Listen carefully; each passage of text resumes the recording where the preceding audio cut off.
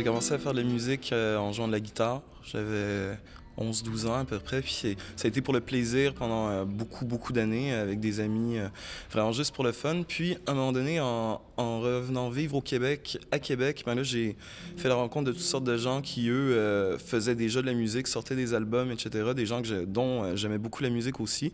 Donc de fil en aiguille, il y a eu toutes sortes d'associations. J'ai fait partie d'un groupe, d'un autre. Il y a des gens qui sont restés dans ce genre de cercle-là, d'autres qui s'en sont détachés. Et puis aujourd'hui, ces gens-là avec qui je travaille, qui sont mes musiciens, qui sont les gars aussi qui ont co-réalisé mon album, sont ces gens-là finalement que j'ai rencontrés à Québec en 2005 à peu près.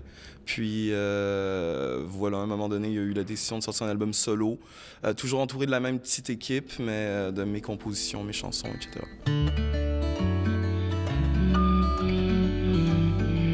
C'était dans mon enfance beaucoup qu'on déménageait d'un pays à l'autre, fait que ça participer à forger la personne que je suis aujourd'hui. Donc forcément, ça va se ressentir dans la musique que je fais.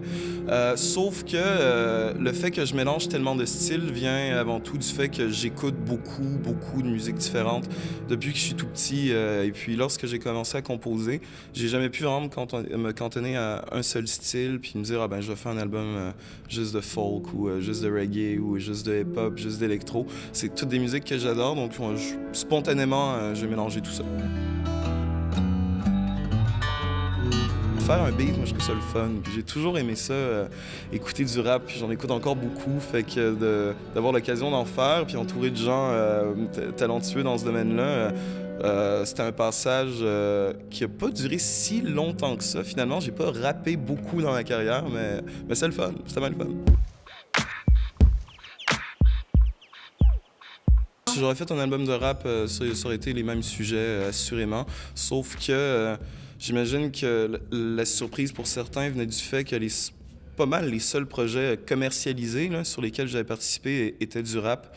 Donc forcément, il y en a qui devaient s'attendre à ce que ce soit un album de hip-hop. Mais outre ces projets-là, les chansons que je composais moi-même puis la musique que j'aimais, que je faisais, se rapprochent beaucoup de ce qu'on retrouve sur Plume aujourd'hui. Pour moi, ça n'a pas été un choix de « Ah, ça sera pas du rap parce que ça n'a jamais été ça le but, si on veut. »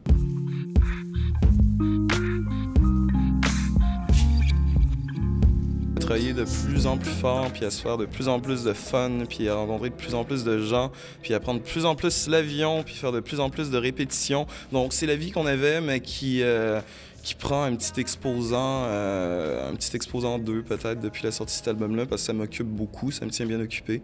Puis c'est surtout ça, continuer de faire ce que je fais, mais à plus grande échelle,